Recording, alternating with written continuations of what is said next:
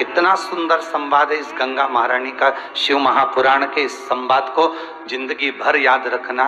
जितने भाई, जितने माताएं, जितने बच्चे, जितने बुजुर्ग, जितने युवान बहन भाई जितने कथा को सुन रहे हैं, इस कथा को अपनी जिंदगी में जरूर उतारना।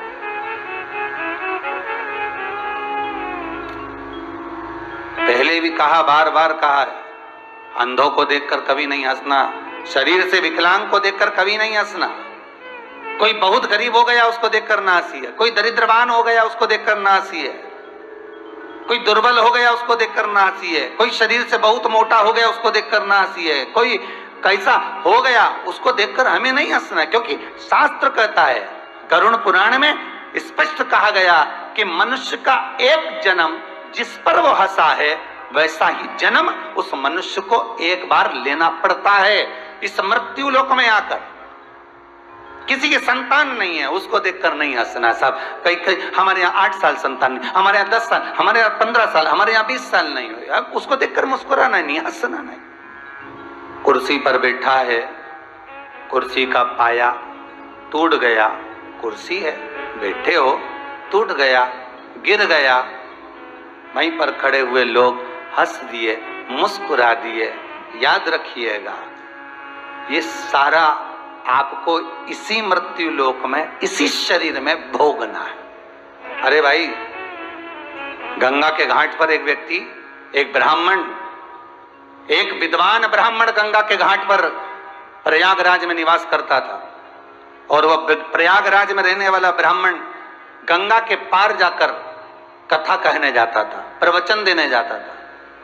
जब वो प्रवचन देकर आता था तो उसको एक बार आवाज सुनाई दी, भैया रुको, भैया, ए पंडित जी थोड़ा सा रुक जाओ, थोड़ा प्रवचन हमको भी दे जाओ, थोड़ा सा ज्ञान हमको भी दे जाओ, थोड़ी कथा हमको भी सुना जाओ। उसने आवाज लगाई, इसने पलट कर देखा, ब्राह्मण ने कोई दिख नहीं रहा।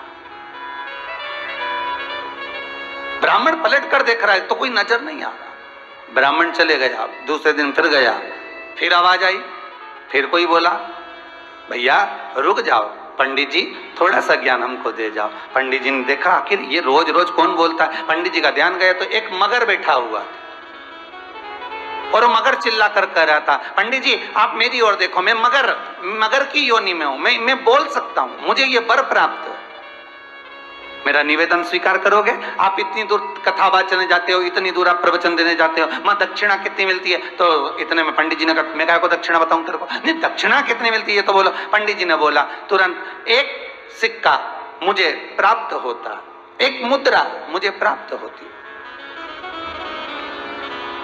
एक सिक्का मिलता है ना आपको? हाँ। मगर बोला, एक सिक्का, एक मुद्रा मैं आपको दूंगा, आप इतनी दूर प्रवचन देने जाते हो, उसकी जगह प्रवचन मुझे दे दो। ठीक है।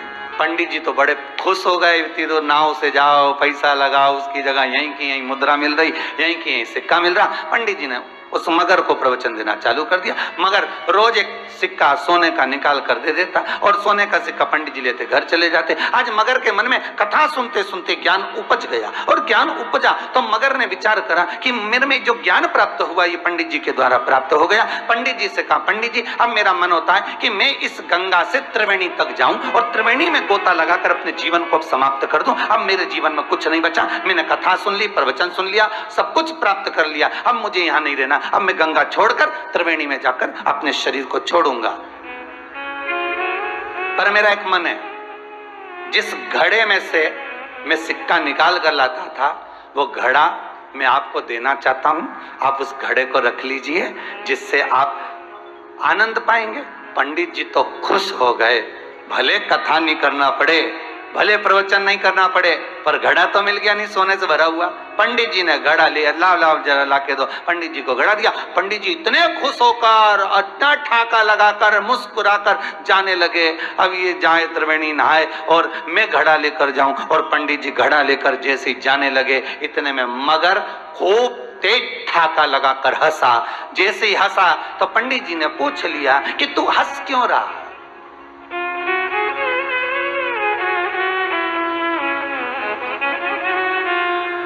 तेरा ठाका लगाने का कारण क्या है? तेरे हंसने का कारण क्या है? तेरे मुस्कुराने का कारण क्या है? तो इतना हंस क्यों रहा है, उसका क्या कारण है? मगर बोला मैं नहीं बताऊंगा। तुम्हारे गांव में एक रामू नाम का धोबी रहता है, उसके पास में एक गधा है, उस गधे से जाकर पूछना कि मगर क्यों ठाका लगाकर हंसा था। पंडित जी ने मन में सोचा, मैं इतना विद्वान पंडित, लोग मुझसे पूछने आते कि मकान कब बनाऊं, छोरा छोरी का ब्याह कब करूं, कब मुंडन करूं, कब ये करूं, कब वो करूं, और मैं गधे के पास जाकर पूछूं कि मगर क्यों हंसा था ठाका लगा। मैं ये तो मेरे को मूर्ख समझ रहा है, ये तो मेरे को पागल समझ रहा है।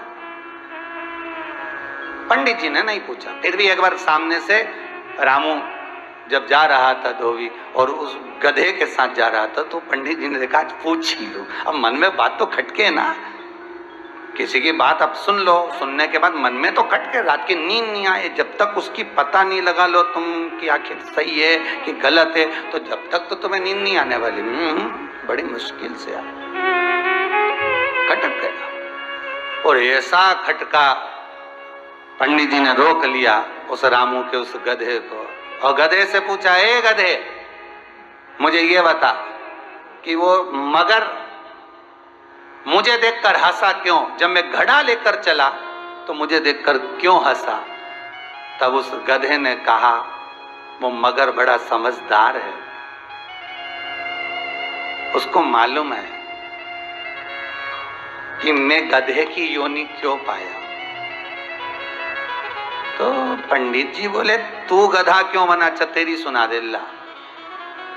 तो उसने कहा, मेरे गधे बनने का कारण एक है कि मैं भी पूर्व समय का बहुत विद्वान था, बहुत विद्वान, बहुत विद्वान, मुझ में भी बड़ी विद्वत्ता थी। फिर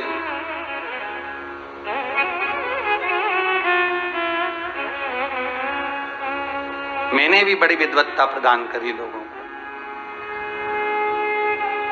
दुनिया के लोगों को मैंने भी बहुत ज्ञान दिया,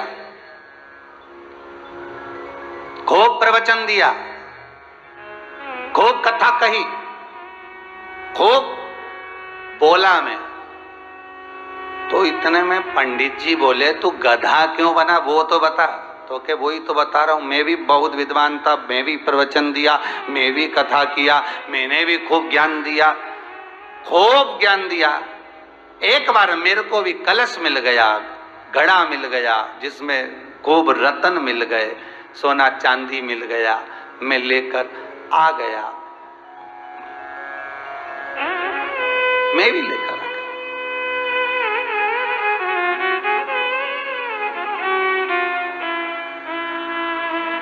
गधे की योनि क्यों मिली वो तो बता। बस कारण इतना सा हुआ कि जो ज्ञान मैंने दुनिया को दिया वो मैं अपने में नहीं उतार पाया, इसलिए गधे की योनि को पा गया। कलश तो मिल गया, सोना चांदी भी मिल गया, आप प्रवचन करेंगे, कथा करेंगे, विद्वत्ता रखेंगे, दुनिया को ज्ञान बांटेंगे, आप धन तो कमा लोगे, आप धन तो एकाग्रित कर लोगे, पैसा भी जोड़ लोगे, संपदा भी बना लोगे, जमीन जायदाद भी बना लोगे, घर बंगला भी बना लोगे। पहले भी कथा में कहा, आज फिर कहते हैं, 5 कार जितने भी वर्णन किए हैं, इन 5 कारों में से एक कार है कथाकार। जितनी बात कहे उतनी बात खुद पर भी अमल करे तो राष्ट्र को संवरने में दे। हम खुद सुधरे, गायत्री परिवार, हम सुधरेंगे, जम के बोलिए, युग सुधरेगा। हम बदलेंगे, युग बदलेगा। बदलोगे कब, वो भी तो तारीख निश्चित होना चाहिए। सुधरोगे कब, वो भी तो तारीख निश्चित होना चाहिए। दुनिया के लोग तो सिधरने के समय पे कि बेटा मुझे भगवान की कथा सुना दे।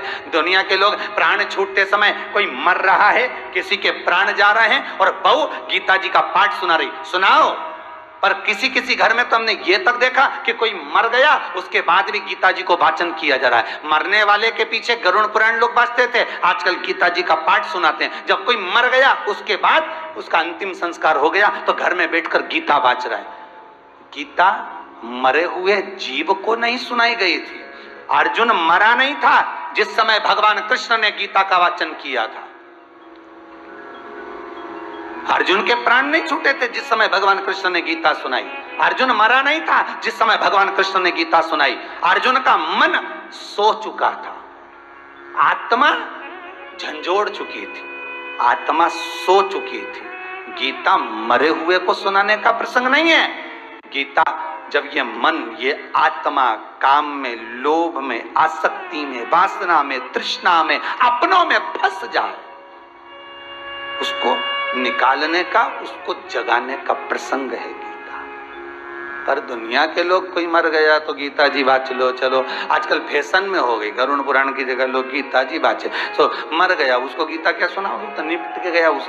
गीता तो वो कि जीते जी भजन करता, अच्छा कर्म कर कर चलता, नाम स्मरण कर कर चलता।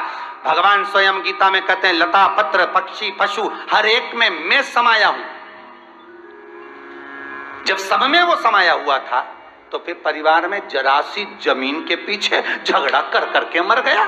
जब भाई में भी परमात्मा है, बहन में भी परमात्मा है, नाते में भी परमात्मा है, रिश्ते में भी परमात्मा है। भगवान कह रहा है गीता जी में कि एक एक लता पत्र पक्षी पशु जलचर थलचर वायुचर, जितने आकाश मंडल में तारे जीव, जितने भी कण कण, हर एक में मेरा भगवान बसा हुआ है। तो फिर भेद कहां से आ गया कि ये पराया और ये मेरा। जेठानी के बच्चे को अगर चाय बना कर दी, कम दूध की दे दी, खुद के बच्चे को चाय बना कर दी, ज्यादा की दे दी। दुकान पर खुद का बेटा आया, निकाल कर 500 का नोट दे दिया, और भाई का बेटा आया, निकाल के 100 रुपए दे दिए। ये भेद कहां से आया? अरे सीधी सीधी प्रसंग है, तुझ में रब दिखता है यारा, मैं क्या करूं।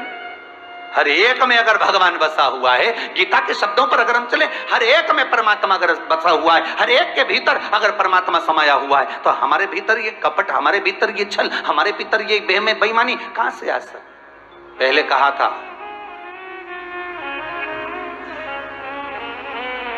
बच्चों को गीता पढ़ाओ, गीता सुनाओ। जो बच्चे गीता पढ़ते नहीं, सुनते नहीं, एक दिन अदालत में खड़े होकर गीता पे हाथ रखना पड़ता है। जिनने पढ़ी नहीं, जिनने सुनी नहीं, वो करेंगे क्या? फिर गीता पर हाथ रखेंगे। आपके बच्चों को गीता पर हाथ रखने की जरूरत ना पड़े, ऐसा संस्कार हमारे बच्चों को देते हुए चलिए, ऐसा ज्ञान हमारे बच्चों को देते हुए चलिए कि फिर गीता पर हाथ ना रखना पड़े। भगवत गीता की बात चल रही, नहीं तो तुम पड़ोसन गीता की बात कर लो। तुम्हारा क्या भरोसा, सुनने वाले बड़े चतुर चतुर होते हो कि गुरुजी बोले हैं गीता को हृदय में उतार लो। अब इनकी चित्तवृत्ति में कौन सी गीता बैठी अभी कौन जाने। यहाँ जो गीता चल रही है, श्रीमद् भगवत गीता की बात चल रही हो, चित्तवृत्ति में उतारी। बर्तन को सबसे ज्यादा कहां से मांजना चाहिए बोलो, बाहर से कि अंदर से? अरे बोलो जम के, बाहर से कि अंदर से? जितने लोग आस्था पर कथा सुन रहे, जितने यूट्यूब फेसबुक पर सुन रहे हो, बड़े प्रेम से बोलो, बर्तन को ज्यादा बाहर से मांजना चाहिए कि अंदर से मांजना चाहिए? तो कहा बर्तन को अंदर से मांजना चाहिए। आप बाहर से अगर बर्तन को मांज दोगे और अंदर से अगर वो बर्तन बेकार है और उसमें तुमने दूध रख दिया, वो फट गया, बेकार हो गया। कोई सामग्री रख दी, वो बेकार हो गई। कोई सामग्री को पधरा दिया, वो बेकार हो गया। तो बर्तन को जितना बाहर से मांज रहे हो, उससे ज्यादा बर्तन को अंदर से मांजना चाहिए। शिव महापुराण को जितना बाहर से सुन रहे हो, उससे ज्यादा अंदर से सुनना चाहिए। भीतर से अगर ये पुराण भीतर पहुंच गई, जीवन का आनंद पा गए।